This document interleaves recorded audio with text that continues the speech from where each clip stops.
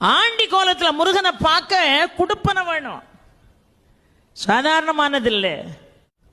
இந்த படி ஏறி போகும்போதே மேல சுவாமி தரிசனம் பார்த்துட்டு கீழே வருவாங்க பாருங்க, அவங்கள பார்த்து எப்படி இருக்காருன்னு கேட்பான் நம்ம ஆளு. மனுஷாள் ஒருத்தரை பார்த்து இன்னொருத்தர் எப்படி இருக்கீங்கன்னு கேட்கறது இயல்பு. இவனே இவன் பாவத்தை தொலைக்க பழனி மலை மேல ஏறிக்கிட்டு இருக்கான், அங்கிருந்து பாவத்தை தொலைச்சிட்டு கீழே வர்றான் பாருங்க, அவனை பார்த்து அவர் எப்படி இருக்காரு அப்படி. இப்ப போக முடியாதுன்றான். என்னம்மா அவர் ஆண்டி கோலத்தில் இருக்காராம், உன் கதை அவ்வளவுதான்மா. இவன் உடனே படி ஏறின பய கடகடன்னு கீழே இறங்கி வெளியே வந்துடுவான்.